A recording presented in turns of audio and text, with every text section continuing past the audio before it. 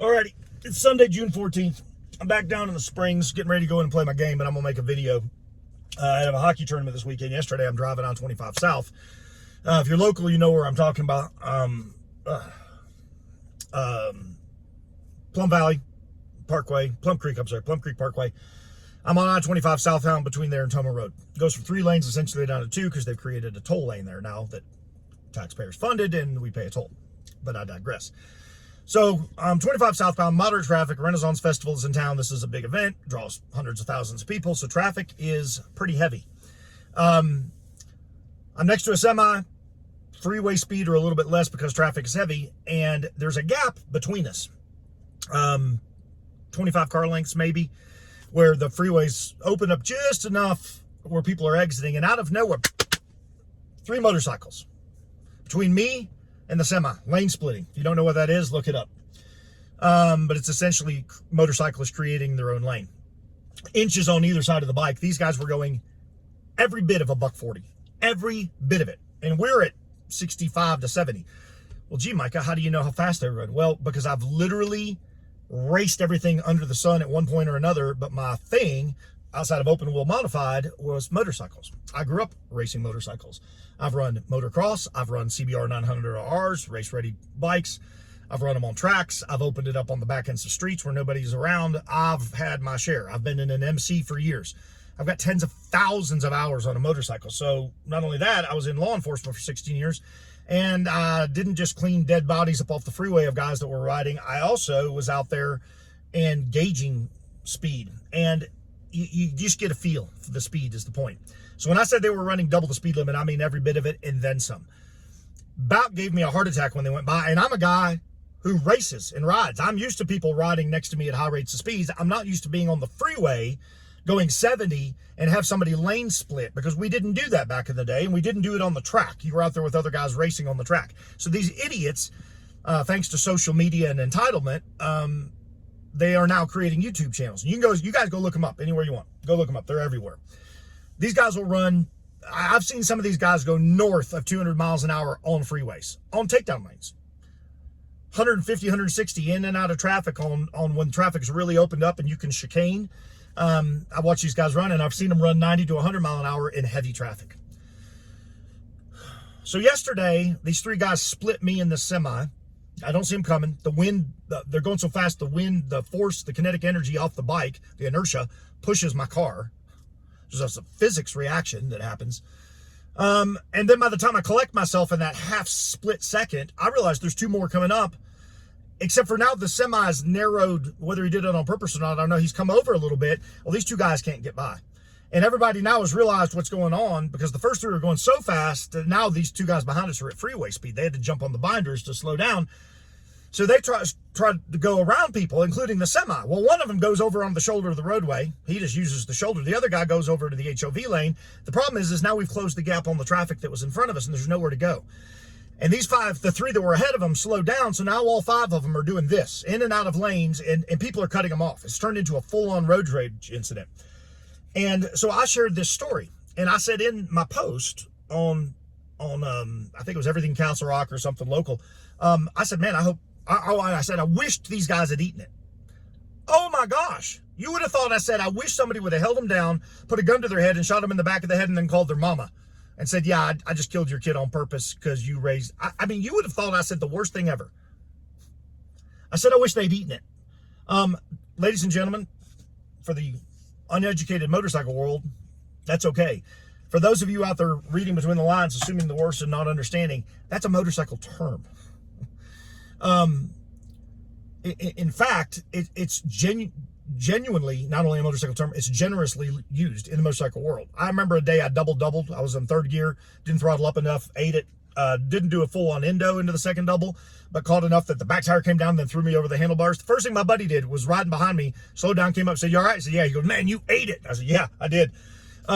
It's called eating it. So when I said I wish these guys had eaten it, yeah, I did. That's exactly what I meant, and I'll double down on it. I wish they'd eaten it. I wish they had gone down and gotten copious amounts of road rash at high rates of speed, because chances are at that speed of them going down, they're not going to die. What they're going to do is they're going to slide. They might tumble a little bit at the end, break a bone or 2.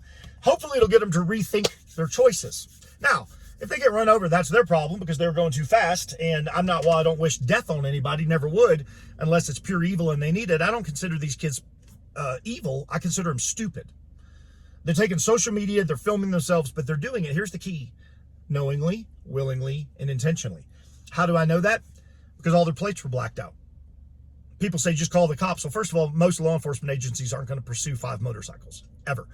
Unless you're like Arkansas State Patrol. They love chasing these guys. But out here in liberal Colorado, you'd be lucky if you see a pursuit, which is why I'm making this video. Douglas County Sheriff's Department, Colorado State Patrol, star CSP 277 or whatever the heck the number is. You can call them.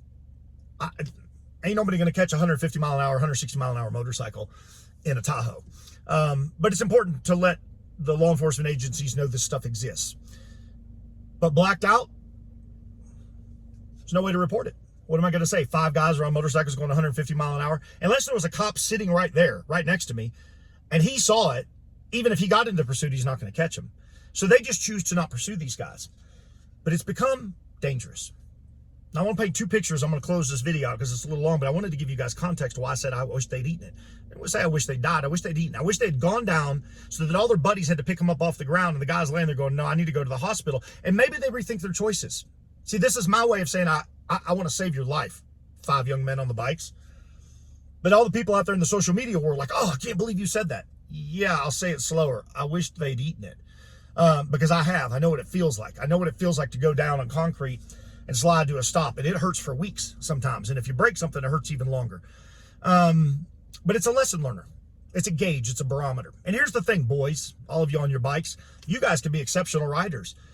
People aren't used to you going by them at 140 mile an hour. So what happens if it's an elderly couple? What if he has a heart condition? What if you go by him, he has a heart attack because you're going so fast, you scare him to death. Literally scare him to death.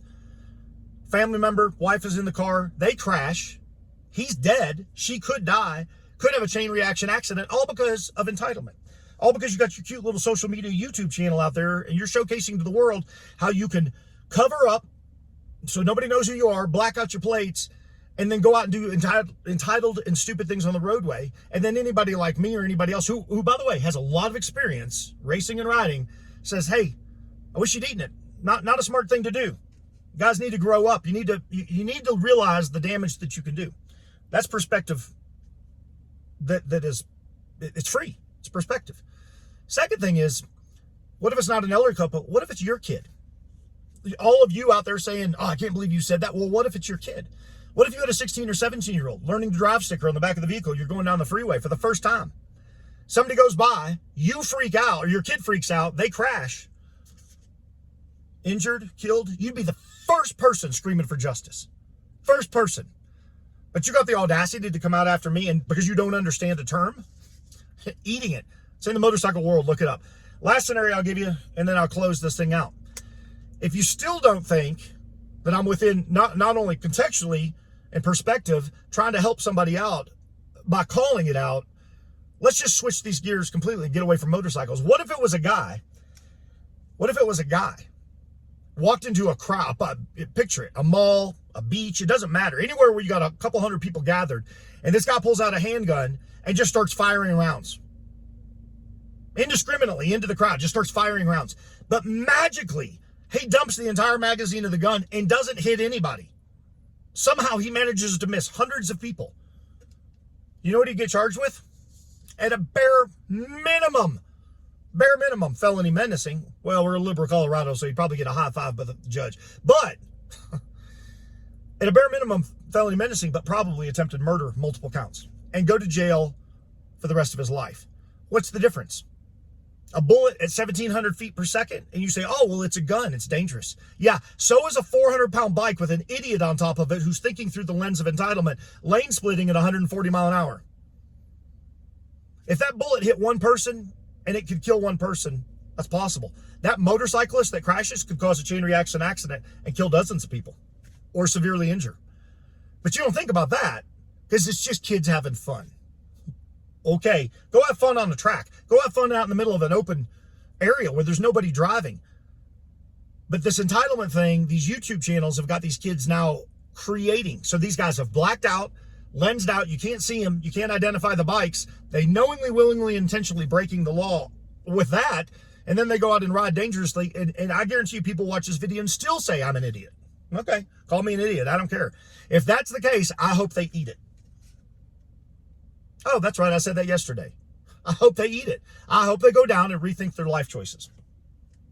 Peace out. More to come.